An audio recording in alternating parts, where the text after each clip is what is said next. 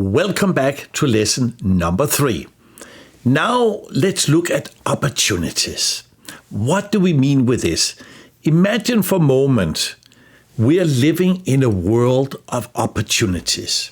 Imagine for a moment we are surrounded by opportunities. There's opportunities everywhere. So our mindset should be, I'm living in a world of opportunities. There's an abundance of opportunities. There's so many opportunities. Now, many people have a mindset, they don't see opportunities. Well, there's no opportunities, there's nothing I can do, etc., which is the different mindset. So we can say the optimistic mindset, a lot of opportunities. Pessimistic mindset would be not a lot of opportunities, or very few opportunities, or no opportunities. Now, in business, we are always out there, we could say, hunting for opportunities. So if you look at here, we want to become an opportunity hunter. So if as a business person, of course, you're out there hunting for clients constantly. You're constantly hunting for more income, profit for your business, etc. Now, to create revenue and profit, of course, we need a lot of clients. And of course, we are hunting for these clients all the time. Now, even in this training you're doing now, it's also an opportunity. What opportunities do you get here in this training? Maybe it's an opportunity to get some ideas, to get energized, to get more positive about something, learning some tools, or kind of reviewing certain things we already know, but we are forgetting to do it, or we can become better at it, etc. It's a little bit like sharpening the axe. Maybe you do have an axe to chop the trees, but it's a little bit blunt over the years. You're not so sharp as you could be. So maybe this training here could be sharpening your skills, sharpening your mindset, etc. So we want to look at life as opportunities, the world of opportunities. To get married is also an opportunity. When you have children, it is an opportunity for learning something, giving back to somebody. Our parents took care of us. Now we can take care of somebody else. It's an opportunity to have some kind of balance in life, etc. So look at life as a game of enormous amount of opportunities. Now, the next principle of this is most opportunities is outside our comfort zone. We cannot expect to sit inside a little comfort zone and expect all the opportunities by themselves coming to us. Now, if you look at business, where do you think the biggest opportunities are in business? Where are the biggest clients? Now, very often, the biggest client is outside our comfort zone. When I started, let's say, in business, but I was more working as a salesperson, my first sales job was door-to-door selling in Denmark. And we were selling encyclopedias. This is before internet and AI, etc. Now, I hated it because it was so much outside my comfort zone. I was knocking on the door to an office or a private home, and I'm thinking in my mind, I hope nobody will answer the door. That's how much it was outside my comfort zone. Later on, I was doing a lot of telephone selling.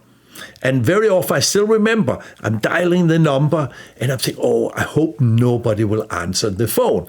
Because the person or this potential customer, to talk to that person, somehow or another was outside my comfort zone. Now, a couple of tools here. First principle is repetition is the mother of all learning. Now, what does that mean? Repetition makes expert in what we are practicing. So when we do something over and over again, at some point it becomes normal. But what we have really done, we go a little bit outside our comfort zone and stay there over and over again until it becomes normal. For those of you who have done sport or artist, etc., driving car, etc., you have experienced it so many times. For me, when I do fitness, when I try to learn some new techniques or stuff my body is not used to, or I haven't done fitness for a period, in the beginning there's a lot of muscle ache and pain in the joint, etc. But then if I continue again and again and again, and at some point it becomes normal, and then we are it's in our muscle memory, etc. Business is the same. Life is the same. We gotta go outside our comfort zone, being an opportunity hunter to get the best possible result. Now, Mark Twain, he said many, many years ago, imagine for a moment on your desk is sitting a little frog. And that frog is whispering to you, eat me. But you look at this frog, he's green, slimy, smelling, legs are moving, the eyes is moving, and you go, no, I can't eat that frog. He's too unpleasant to eat. Now, that frog is outside our comfort zone. So that means we don't feel like doing because it's outside the comfort zone. Now, what Mark Twain he means with this is the frog is representing something we need to do, it's necessary to do, but it's outside our comfort zone. And what many people do, they have what's called in Spanish, we call it mañana mentality. Mañana means tomorrow. So many people say, oh, I will eat the frog mañana. Because mañana I feel much better, I will feel stronger, I had a good night's sleep, and maybe the frog will run away by himself. But mañana, the frog is still there. And overnight, he became just a little bit bigger. So we say again, mañana, mañana, mañana, mañana, and many mañanas later, there is no little frog anymore. There's this monster toad, and he's no longer whispering. He's shouting to us, eat me, or I will eat you. So our little problem has become a monster problem because we didn't fix it. We didn't handle it when it was the smallest. And I'm sure you have seen this in many areas of your life. It could be on our health and fitness. You look in the mirror and you see your stomach, it's just growing a little bit bigger. And say, oh, I should start to eat more healthy and to do more fitness. I will do it mañana. But then mañanas are coming and you still didn't do it. A few months later, now the stomach is even much bigger. And you wait another year and now you have this balloon stomach. And now, of course, the frog is really, really big. So the point here is, eat the frog when it is the smallest and the fastest to overcome. Handle the problems when they're the smallest, etc. Now, another key factor, this is where does the frogs live? Often we could say the frogs is living in the swamp. But where is the swamp? The swamp is in our head. So we could even say, what is a depression? A depression is a person with a lot of frogs making a lot of noises in their head. So what we need to do, we need to get the frogs out of our head. And we want to get the frog down on the paper. So what we can do here, we have what we call a frog list. Now, a frog list, you can make two of them, one for your personal life and one for your professional life, or one for your private and one for your business or company. Now, and here the idea is, or the principle is, write down all the frogs you have. You want to get the frogs from your head down on the paper. You want the frogs to live on the paper. And we have seen so many times when people write down all their frogs, it's almost like a relief they're getting. Oh, now I have some more peace, not all these problem noises running around in my head. Now, the only thing is, if we don't start eating the frogs, they will jump back into the head. So to keep the frogs out of the head, we have to eat them. Of course, you cannot eat all the frogs in one time. So we could say a frog a day will keep your doctor away. So you can start with the small frogs, eat a small one. So, okay, I can do that, put order in my desk, or make a phone call I should have done, or write a letter you have promised to somebody but you didn't do yet. Now, these little tick, I did this, one frog, another frog, gives us this kind of momentum. And we start to feel more confident, more pleasure, etc. And then you can start to tackle some of the more unpleasant frogs, some of the bigger frogs. And of course, if it's a huge frog, let's say you need to learn a foreign language, but you somehow mañana, and you don't start learning it. Of course, you cannot learn the foreign language in a weekend, but you learn a little bit every day. So you slice it into smaller pieces, but you gotta eat a piece every day or every second day, whatever the situation is. Now, so we can do this by ourselves if you have a good self-discipline. Some people are able to really eat their own frogs. Unfortunately, most people do not have enough self-discipline. So first of all, they might not even write down the frogs, and they will not necessarily eat them. So find yourself, we call it a frog coach. Now, a frog coach is a person who will sit down with you, either online or offline, and help you to write down your frog list. And then on a regular basis, this person will contact you, help you what frogs you're going to eat, what barriers do you have, what challenges. They will kind of inspire you, push you, okay, let's do it, I will help you, etc., etc. The moral support, etc. This is just like in sport. Or athletes, they have coaches. What does coaches do? They're constantly inspiring them and pushing them through the barriers, the difficulties, so they can become champions.